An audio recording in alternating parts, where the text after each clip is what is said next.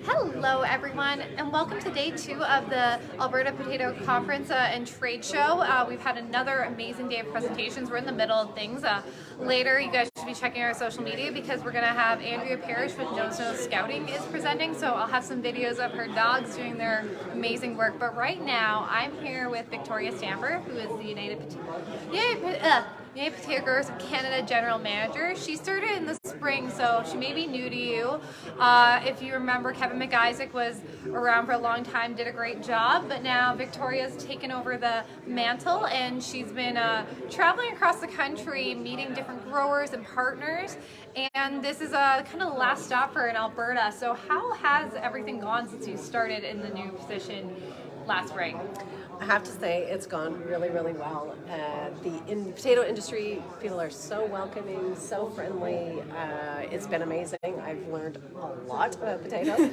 I was in stainless steel for many, many years and understand distribution, understand supply and demand, understand all of that part of it, of that part of the job. So I've had a lot to learn just about the product itself, the potatoes. But people are really helpful, really welcoming, and it's been good.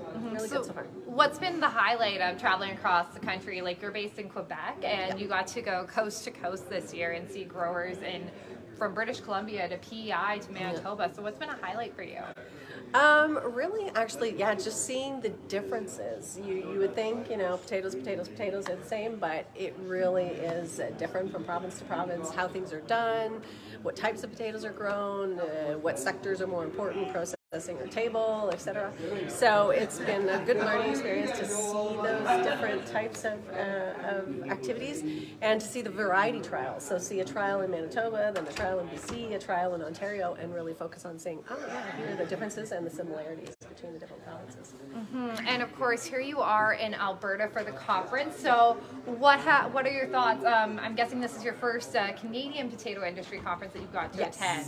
Yes. So what have your thoughts been so far since we're about halfway through the conference now? Amazing, so well organized. The speakers are super interesting, really on topic with what growers are facing today and moving forward into the future. Really getting people thinking about what do we need to do now? What do we need to do differently? What good things are we doing that we should keep doing as well? So, no, it's an amazing conference with really good people and interesting activities and speakers. So, what's been your favorite thing that you've learned so far? Oh boy, that's a good question. I guess learning for me the more technical aspects of the disease, the pest and disease, and what we can do about it and what we can do to control it has been really interesting in terms of the speakers for me so far.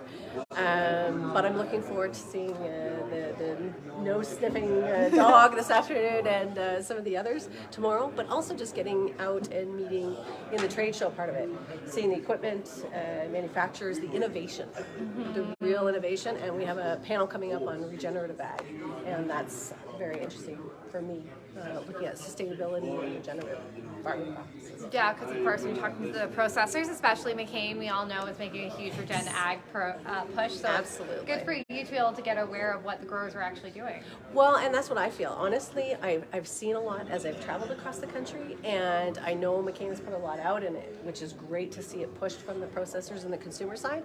But I do want the consumers to be aware of what the industry is already doing, because the farmers are doing it. It makes good sense. They're good at it. It's good for them, and they really are far along the way, more so than I think people think.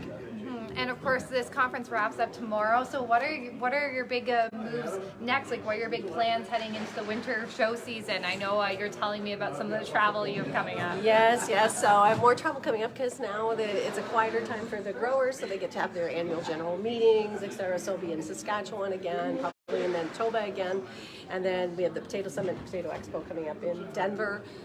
In early January, so there's still a lot of meetings going on at this time of the year, and I'm really focusing right now on working on data collection and better data collection in Canada compared to what is already done in the US. So I'm really working hard on getting that process up and running in Canada.